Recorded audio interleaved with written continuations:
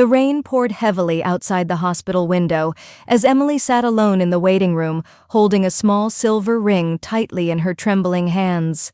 London's city lights blurred behind the glass, while thunder echoed softly through the night. Her eyes were swollen from crying, but at some point, pain becomes so deep that tears stop making sound. 3 years earlier, life had felt much warmer.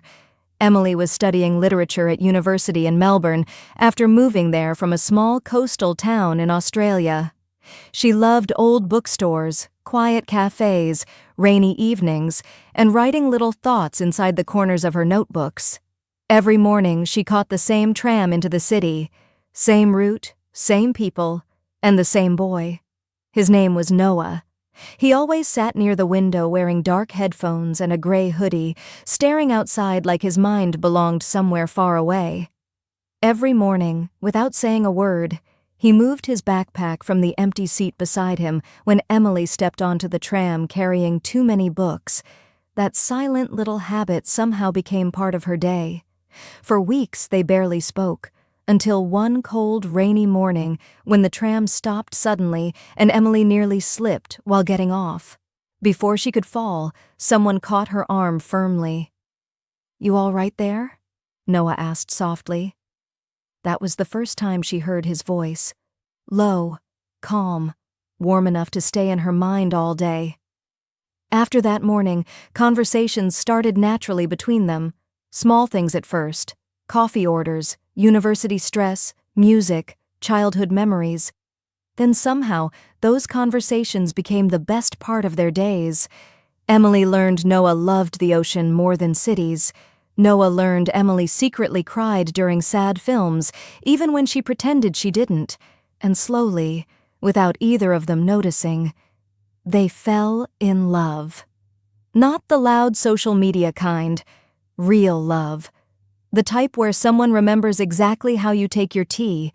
The type where he notices your silence before your smile disappears. The type where she quietly prays everything goes right for him even when her own world is falling apart. One evening they sat together beside the Yarra River while Melbourne's skyline reflected across the water. "What scares you the most?" Emily asked quietly. Noah stared at the river for a moment before answering. "Losing someone I love." Emily smiled faintly.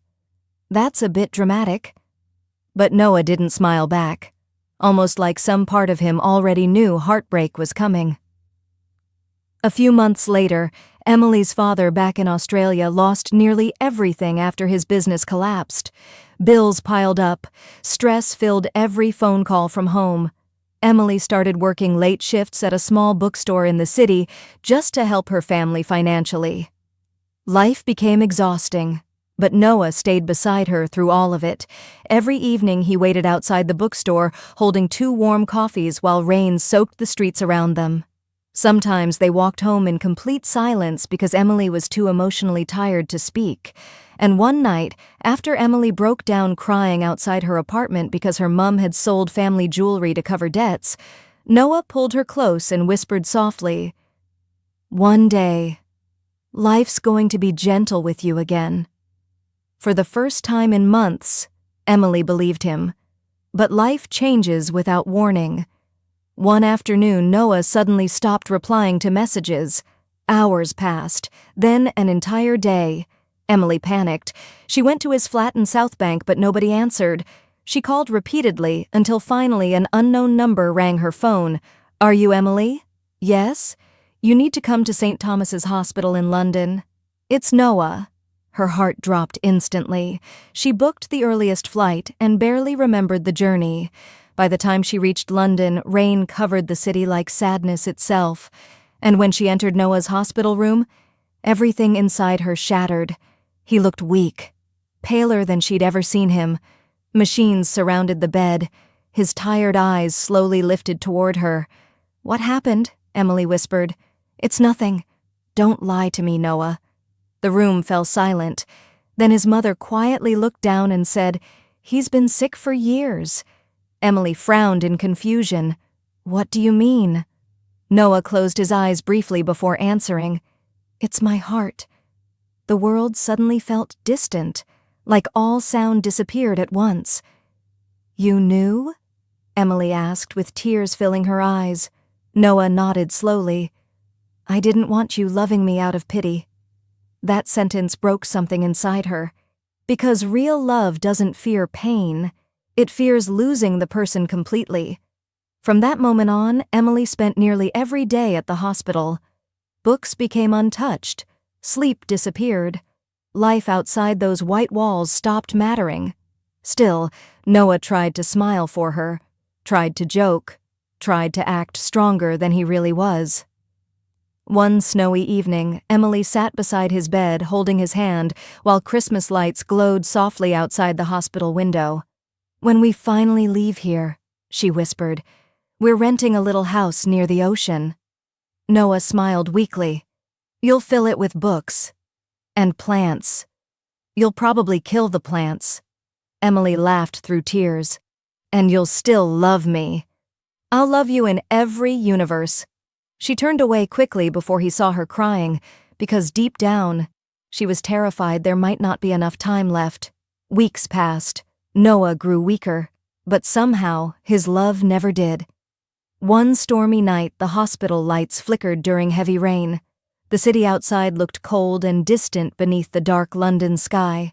Noah slowly reached into his pocket and pulled out a small silver ring. "Emily." Her breathing caught instantly.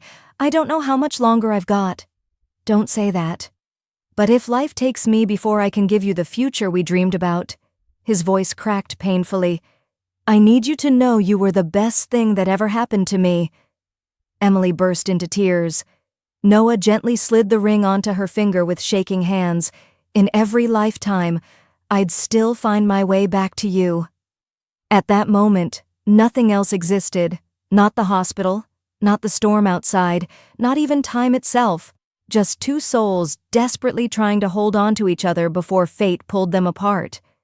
A week later, Emily received a phone call at 3:17 in the morning, the kind of phone call people remember forever.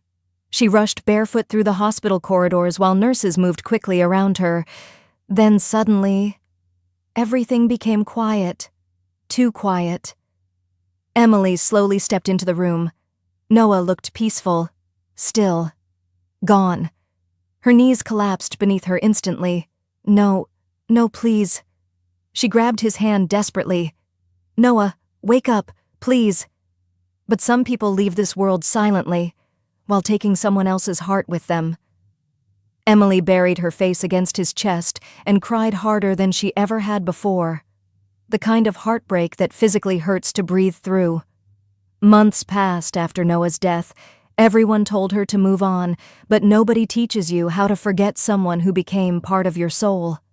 Everywhere she looked, memories followed. Rain against windows, coffee cups, train stations, old songs, winter evenings.